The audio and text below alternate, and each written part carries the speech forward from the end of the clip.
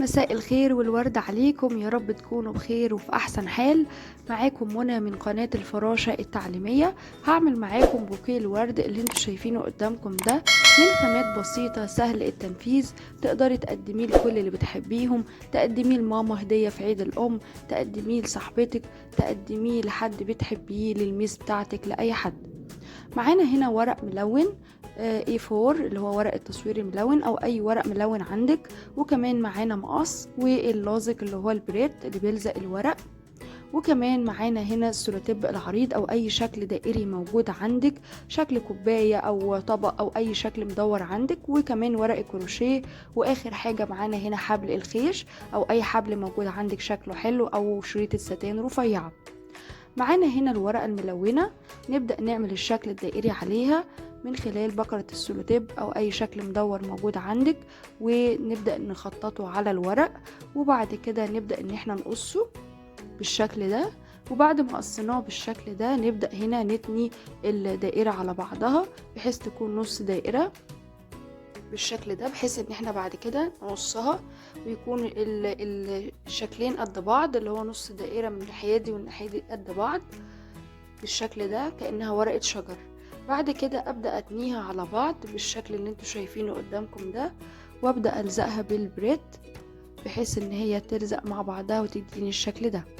طبعا كل ما الورق يكون خفيف كل ما يكون سهل معايا في اللزق. ممكن ورق تقيل شوية بس ساعتها مش هقدر استخدم البريد، هستخدم مسدس الشمع.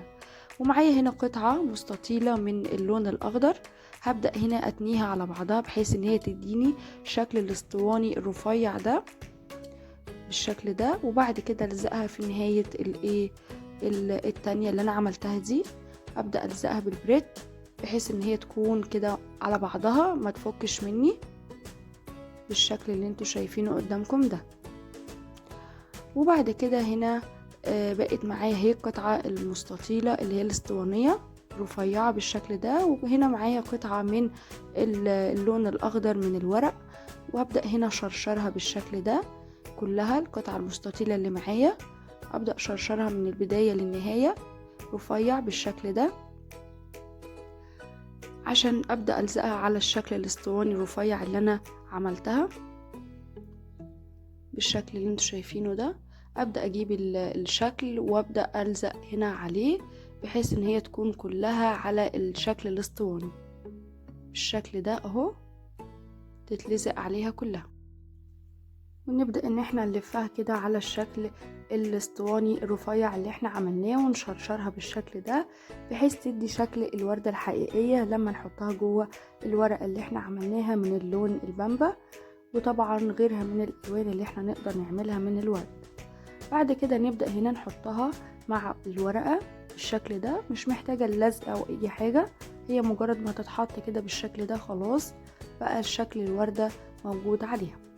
بعد كده هنا معانا قطعة مستطيلة، نبدأ ان احنا نعمل شكل ورقة الشجر، بس ورقة الشجر تكون رفيعة شوية ما تكونش عريضة بالشكل ده. ونعمل برضو واحدة زيها تانية بحيث ان احنا نلزقهم على الوردة بالشكل ده اهو. اي مقاس اي حاجة تقدري تعمليها نموذج اولاني وبعد كده تعملي النموذج التاني عليها بكل سهولة. كده معانا ورقتين الشجر الرفيعين، نبدأ هنا نلزقهم بالبريد. طبعا انا قلت لكم ان لو استخدمنا الورق اللي هو التقيل شوية مش هينفع نلزقه بالبريد، نبدأ ان احنا نستخدم ساعتها مسدس الشمع.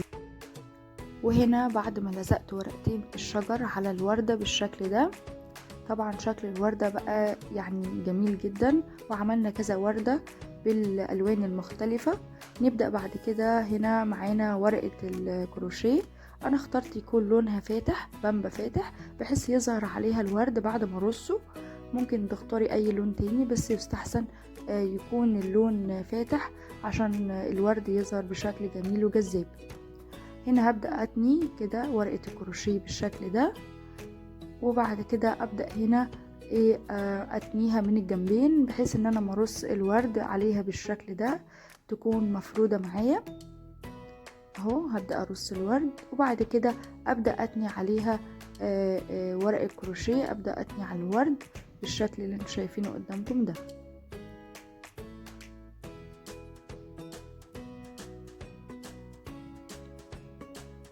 وبعد كده هنا اهو معانا الورد بعد ما ترص. معانا هنا حبل الخيش، او ممكن تستخدمي ستانة رفيعة او اي حاجة بشكل جميل كده تعملي بيه فيونكة جميلة كده على البوكيه اللي انتي عملتيه بالشكل ده، بحيث ان الرصة برضو ما تبقى مرصوصة حلو.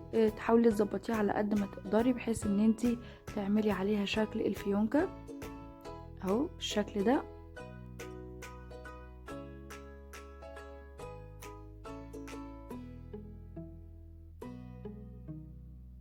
ممكن تقدمي وردة لوحدها من غير بوكيه، ممكن تعملي كارت صغير كده بشكل جميل، وبكده يكون معانا البوكيه الورد جاهز للتقديم على طول لكل اللي بتحبيه. طبعا ألوانه جميلة وجذابة، وده كان شكله النهائي. لو عجبكم الفيديو ما تنسوش اللايك والاشتراك في القناة وتفعيل زر الجرس.